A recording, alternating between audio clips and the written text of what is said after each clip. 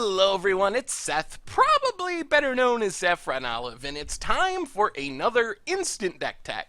So, as you know, today is Tuesday, which means Type 2, or Standard Tuesday here in Instant Deck Tech land, and we have a pretty spicy deck all the way from Japan. This is Naya Artifacts recently took Suzuki Shingo to an undefeated finish in a Japanese tournament, so congrats to Shingo on their finish with the deck. A quick reminder before we break it all down, if you enjoy this deck and you want to see it made into videos, take a minute, click the like button, the subscribe button, leave a comment, anything you can do to support your deck, because whichever deck is most popular gets a shot at being made into videos next week. So, Naya Artifacts is built around two really powerful uncommon 3-drops. First off, we have Foundry Inspector, which makes this deck really explosive. It's a 3-2 for 3, which is fine, but the big payoff is it makes our artifact spells cost 1 less to cast, so this allows us to do things like turn 3 Foundry Inspector, turn 4 Verdurous Gearhulk, dump a bunch of counters on things,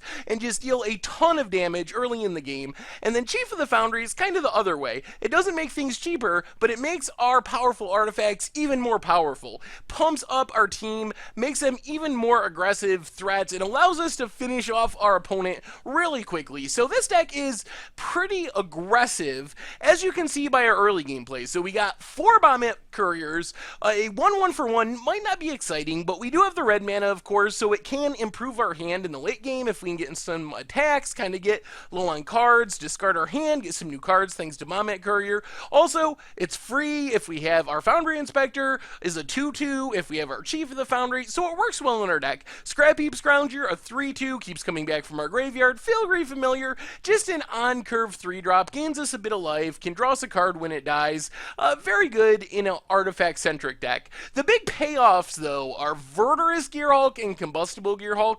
So even though these are colored cards, Verdurous Gearhulk being green, Combustible Gearhulk red, they are still artifacts, which means Foundry Inspector makes them cheaper, Chief of the Foundry pumps them up. So I mentioned earlier, probably the most powerful thing this deck can do is something like Bombette Courier on turn 1, get into damage, Scrap Heap Scrounger on turn 2, keep getting in damage, on turn 3, play Foundry Inspector, then turn 4, we can Verdurous Gearhulk, put a bunch of counters on our Bombette Courier, our Scrap Heap Scrounger, our Foundry Inspector, and get the big trampling Verdurous Gearhulk. That's just a really explosive start, and going to be hard for a lot of decks to deal with. And then Combustible Gearhulk is kind of just a finisher. It's really big. It works with the theme of the deck because it's an artifact. We aren't a great deck at maximizing the damage. Probably going to deal 5 damage maybe, because it's really the top end. So we're not going to flip over an Emrakul or something like that to just deal a ton of damage to the face. But even a 6-6 for 6 that deals 5 damage or whatever is a pretty reasonable top end threat. And then of course we have a vehicle package. So Smuggler's Copter, I'm sure you know what it does by now. It's in literally every deck in Standard. Cultivator's Caravan helps with our mana costs. Also gets crewed up pretty easily thanks to our Verdurous Gearhulk, our Foundry Inspector, our Scrap Heap Scrounger, and turns into a really big attacker. And then Fleet Wheel Cruiser gives us some hasty surprise trampling damage. And of course, these cards get the benefits of our 3-drops being cheaper. I mean, Fleet Wheel Cruiser with a Foundry Inspector and a Chief of the Foundry on the battlefield is pretty absurd on turn 4, turn 5, when it's going to be like a 6-4 trample haste and only cost us 3 mana. Just very powerful with the synergy of our deck. Then probably the weirdest card in the deck is Built to Last. So 1 mana gives a creature +2/+2, but if it's an artifact, it makes it indestructible, and literally every single creature in our deck is an artifact, so it really does double duty. As just +2/+2, it's not great, but +2/+2 and indestructible is actually a pretty reasonable card in the deck. As far as the mana base, we get a bunch of different dual lands. We get the Ether Hub, of course, Evolving Wilds, and some basics of all colors.